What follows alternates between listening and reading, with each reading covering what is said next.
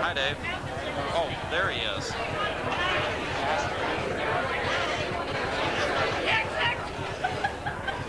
Can I say hi to him without you filming?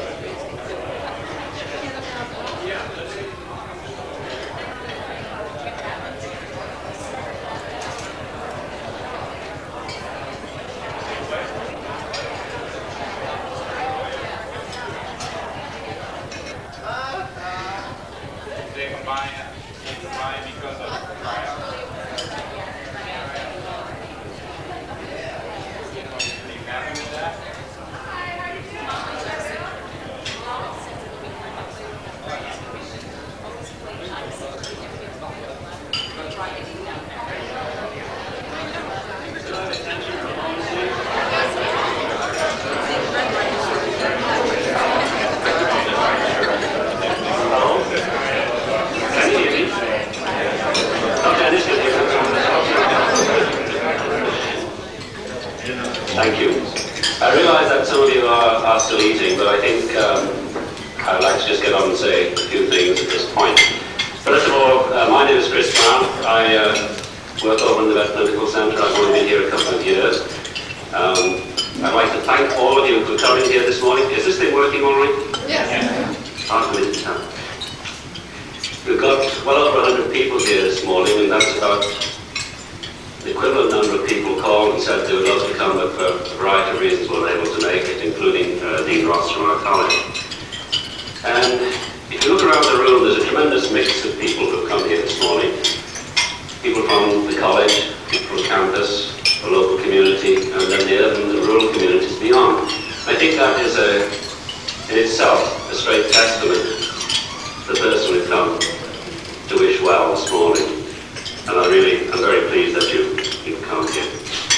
As I said, I've only been in Ames for less than 2 years, and therefore I've only known Dr. Eness for that period of time. But in that time I've got to know a lot about him, and a lot of feel for the type of person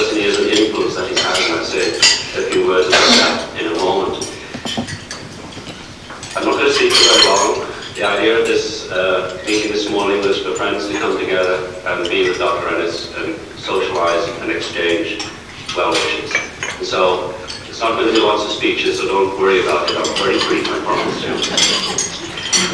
Most of you probably know that Dr. Eness is a native of this area. He's a graduate of Gilbert High School. Did his bachelor's degree in dairy science here at Iowa State, and then subsequently got his doctorate in veterinary medicine from his college. He went briefly to the Dakotas and practiced there for 2 years, returned to Iowa and was in private practice for a couple more years after that. And then for the last 28 or more years, he's been a member of our faculty.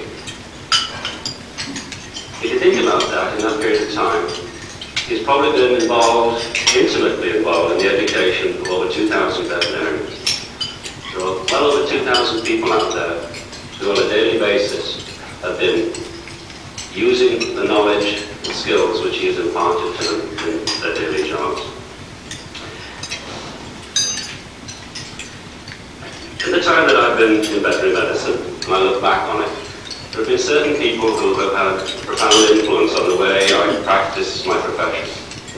And as I think about those people, and one of them is a man called Kim Vincent, there was a man called John George Wright. They were large animal clinicians, all of them. They were predominantly practical men.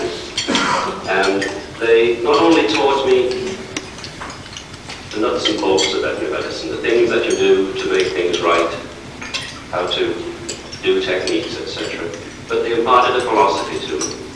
When I talk to people about the impact that Dr. Eness has had on them, it is not only the skills that he has brought in terms of veterinary techniques and knowledge, but also a philosophy about how you apply your profession and how you interact with the public and your clients. And I think those individuals in veterinary schools are absolutely essential, and they also are rare. And we thank him for that. I think we all thank you very much, Dr. Eness, for all the contributions you've made over your time with us here. We'll miss you tremendously from our college. You can't be replaced. My challenge to me is to find somebody who can come halfway to do even just the nuts and bolts of what you do on a daily basis. Obviously, he's going to be in our local community still. We'll welcome him back amongst us at any time. We hope we will see him many times along the way. I have a couple of little things that I'd like to give Dr. Eness as mementos of today and of his time with us. And I think this is right here. One of which you may already have. I didn't find out. It is the Gentle Doctor. And this, for those of you who don't know, is the statue actually stands down here, the original, one of which is also outside of the college. This is an image which is now around the world as portraying some of the philosophies and sentiments of veterinary medicine. And although it has dogs on it, the concept of what we do in our profession is embodied in this statue, in my opinion.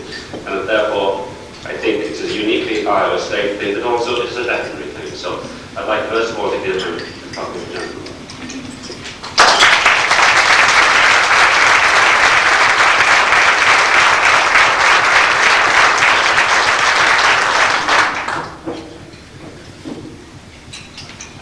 It's the right size, so I can hide it under here.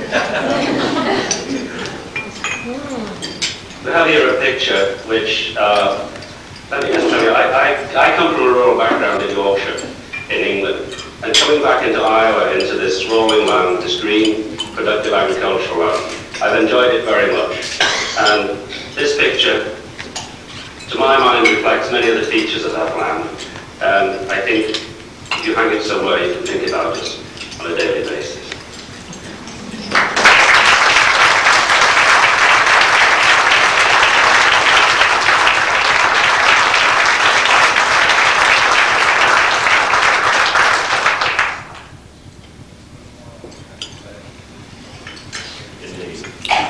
Dr. Eness comments that it looks like the countryside where he's going. One other thing that some of you may not know is that today is Dr. Ennis' birthday. And so, clean your throats.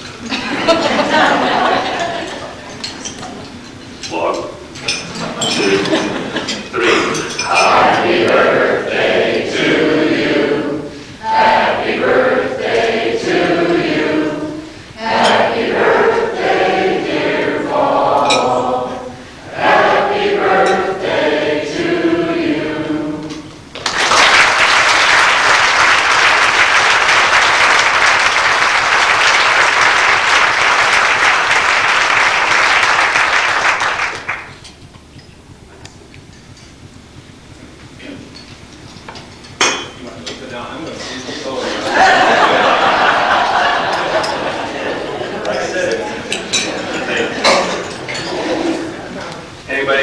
times for 2 o'clock. Pretty nice day. If you do, I'll excuse you, but those of you who do have a good reason for leaving, the rest of you are my cap heap here. I do have a few things I want to say, some people I want to thank. I would like to introduce my family. People, does this table want to stand up first?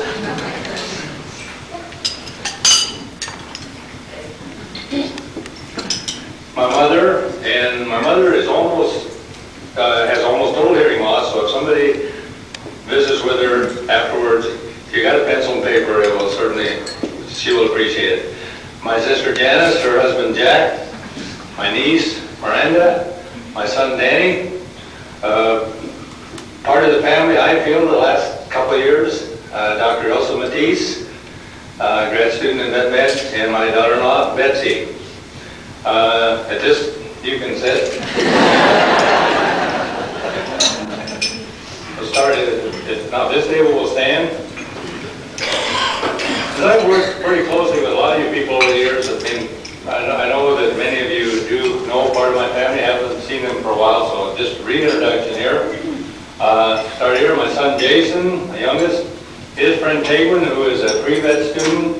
Our field, also like Gilson, is a part of our family. Look around, Tegwin Taylor, look around. I hope you get to know a lot of these people real well in a few years. Scheman is a pre-veterinary student at South Dakota State this fall. My sister, Kirsten Barda, and Kirsten really is pretty familiar to a lot of people here too. She teaches at Ballard, and quite a few of the parents of some of her former students are here today. My brother David, cameraman here is Cliff Barda. Cliff is one of the first people we knew that, the first one in our family to have VCR, and he had I don't think that for 15 years Cliff has really had an opportunity to enjoy too many family days. Daughter Allison and her husband Jay, and my wife Margot. These are people who have had to put up with a lot from me over the years, and really do appreciate that. You can sit down.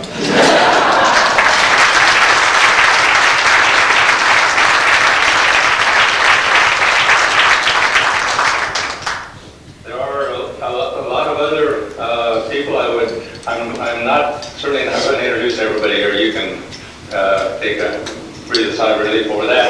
But I do want to mention some people and a few things, and just as a reminisce here. When I first came to work at Iowa State, I had my first time full-time receptionist, and I'd had a receptionist before, but she was just part-time. Margo she answered the phone and did about everything for me, plus raising 3 little girls at that time.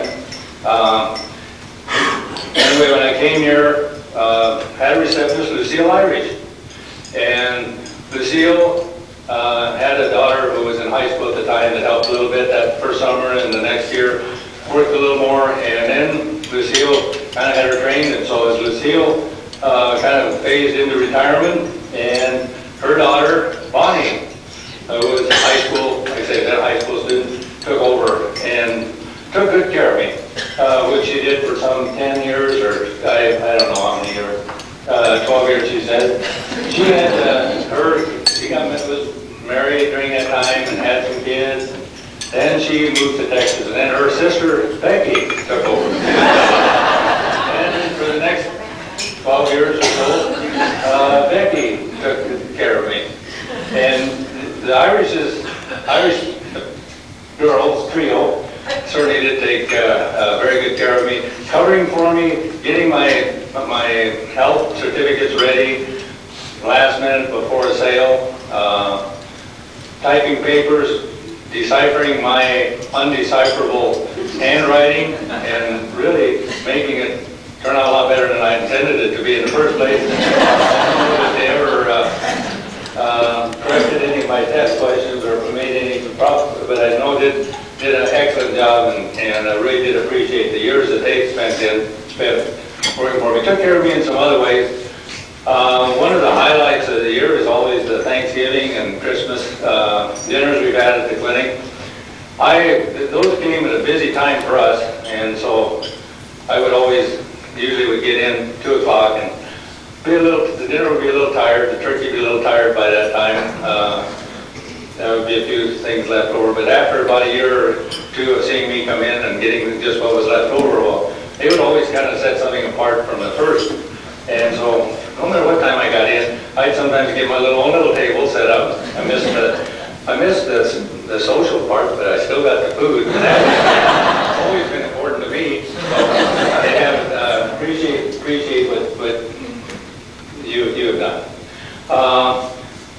Other people I want to thank, I guess I've had a lot of assistance over the years, clients, many of you are here today. I have had some excellent teaching assistants.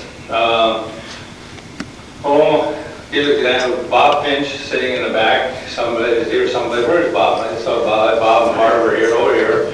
Bob is he's one of my teaching assistants.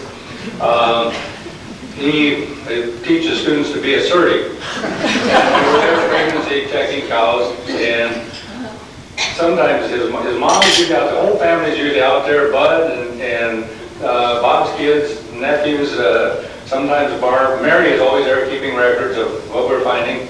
And Bob is telling these students, now I want you to be, when you go in and pregnancy check a cow, I want you to be sure. You come out, get done doing this.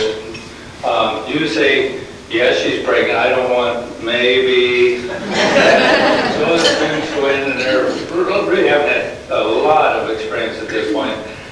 And they think a long time and they work at it. I said, well, I think maybe she's pregnant in the right order. Bob said, well, I think maybe I'll pay you.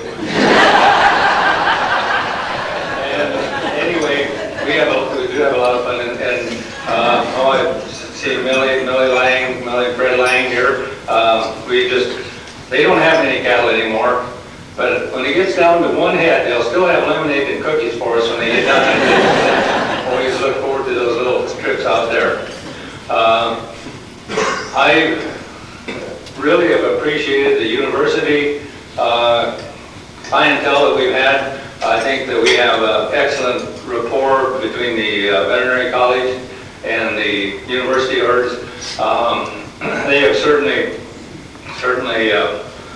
been very beneficial, very helpful. There's always been a great degree of cooperation here. All of the university farms, I feel, have been just a tremendous laboratory, teaching laboratory for our veterinary students. Other herds have worked with us in a little different aspect. I know calcium farms have worked with us in the production medicine. I've certainly appreciated the opportunities we've had there to a lot of student teaching hours have come from that farm. I'll kind of ramble a little bit, think of some things as they come up, I guess. One of the things about this position, I'm in pretty close contact with the students. When you really have a captive classroom, I guess you say, when you've got them in the front seat of a truck. And you learn a lot about people. I can tell you things about some of our former students and your colleagues. I don't see, I mentioned this anyway, you can tell her about it tomorrow, but remember a student, her name was Elizabeth Carter, and she was a senior student riding with me. We went on a swine call. When we came back, while we were on this call, there was one little pig in the pen. At that time, we would give a lot of iron shots and do some of the clip tails or dog tails on these little newborn pig. Little pig laying in the corner of a farrowing crate on his side, paddling and comatose, and almost comatose. Obviously, close to being dead. Wasn't going to make it much longer, so I take this pig back and and that a lot of times take them back to pathology, be discarded. And anyway, she carried this pig back in the front seat of the truck and kind of held it, you know, holding it in lap, coming back. Well, she got pig warmed up a little bit. Said, well, you know, what can you do for a pig like this? So I said, you give him some IP dextrose, so they'll usually come around. So we gave it a little bit. I gave it to her to demonstrate. The pig was starting to wake up a little bit, and I said, well, take it home if you want to, and I gave her a little formula. And so next day, she brought this little pig back, and he was just happy as could be. And we took the pig back and put him with it. We're going back down to the farm, and they, meanwhile, I had another litter, smaller litter, and stuck pig in. Boy, he just took right hold. Well, there's nothing too remarkable about that, except the rest of the story is Elizabeth Carter. That's Liz Redazel, and that was so that for many of you here, that doesn't. That was Liz's experience as a swine practitioner. It was pretty short. Probably had a higher success rate than some of the others. But Dr. Redazel is one of our radiologists. I think maybe, well, it's too bad they aren't here because Ruth McCone, I see sitting back here, McCone family was certainly always an important part of our clientele. For years had a Ayrshire dairy herd. I remember Dean Redazel, who also many of our staff people would know. I remember him being a bit embarrassed the first day he was with me as a student, and we went to the McCone farm, and Ruth said, "Oh, Redazel, I know what your last name means." And he just kind of grimaced, and you have to ask Dean or Liz. The translation, some of you are Germans and would know, but anyway, you ask him when you see him tomorrow or when you see him. I think one thing about my job position here that really I enjoyed working with farm people. I enjoyed working tremendously with livestock. Enjoyed working with students, and so I certainly had an opportunity to do all of this in this position. I think you think about it, probably maybe 400,000 miles that have driven the university pickup with students. That's a lot of hours, and a lot of opportunities to discuss cases and discuss situations on the way to farm, way back. Sometimes it's a little boring though, and so sometimes we play some games once in a while. One of the games we play this time of the year, September, or coming up September, fall of the year, and you know how flies hang on, you open up, leave the window open. I'd always ask stuff to now roll that window up when we get there, because the truck will be full of flies. Well, if even if you had the window rolled up, these flies would hang on that warm hood. So sometimes when we would get back in the pickup, we would have a little bed. By the time we get out the driveway, a lot of those flies have become dislodged. So then there'd be maybe 8 or 10 left. So we each pick a fly, and it was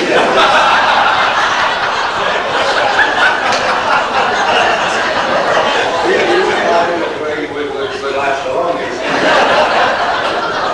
And we're on the driveway. I see my fly start to waver a little bit. And you never want to pick a fly that stands across with you. Head down, put some tucker in.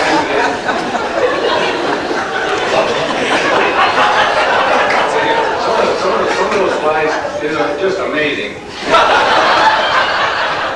think we've been 65 miles an hour. Still another thing, this was more for necessity. I don't know the legality, really, of 4 people in the front seat of a pickup.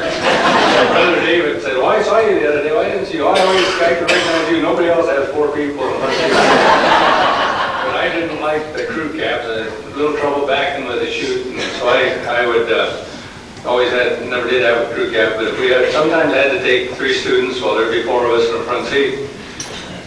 Well, you know, maybe it's legal. I don't know, but I know everybody has to have a seatbelt fastened. So if you have 4 in the front seat, somebody doesn't have a seatbelt fastened. So I tell a student, they would say, "Well, is this okay for 4 of us to be up here, 3 students?" And I say, "Yeah." But if we do see a patrolman or policeman, somebody's got to duck down. Now imagine this situation. We have a lot of, typically, well, let's say there's one girl and two guys, and myself. Girl sitting close to me, two guys. So I said, now we got to decide who's going to duck. If it's the guy that's kind of in the middle of the three of them, this means this girl sitting there all snuggled up to me. Guy said, no. So we meet somebody, said, what's going on there, you know? But if the girl ducks, leaves those two guys.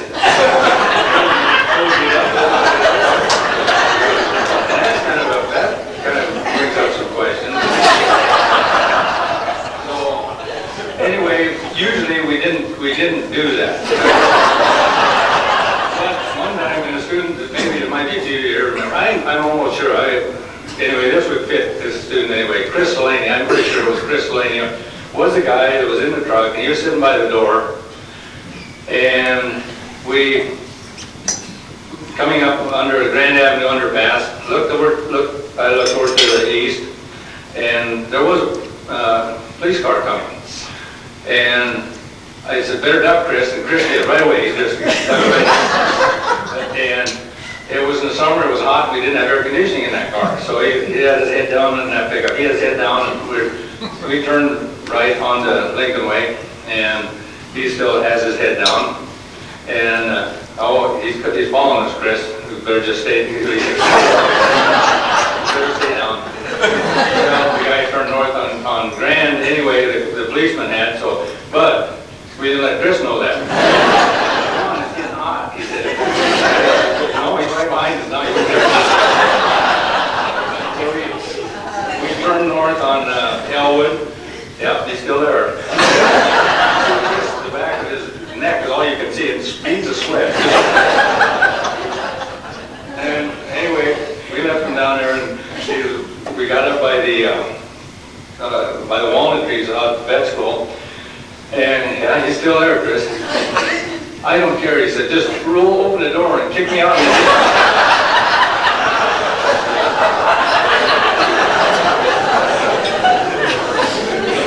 Anyway, it was, we did have a lot of good time, and that was, I'm going to miss a lot of that. I guess last thing I want to thank really the people I've worked with over the years. I just kind of going over, when we jotted down the other night, list of people who I have had as, I guess, would consider my partners in this ambulatory situation. And I could come up with 20 of them. And a number of them are here today. Bill Owen, Dr. Owen and his wife. Dr. Owen, when he came, the thing I guess I remember have the most to thank Dr. Owen for, one of the first years he was here, he said, you know, we ought to do the state fair. He said, I think you'd really enjoy it. He'd seen the veterinarian, he'd worked as a state veterinarian, and they said that would be a good experience for students, and you'd really like it. Well, about 3 years later, he bailed out. We did go down together for a few years, and he bailed out. And I think finally this year, for the first time, it's like I got out of prison.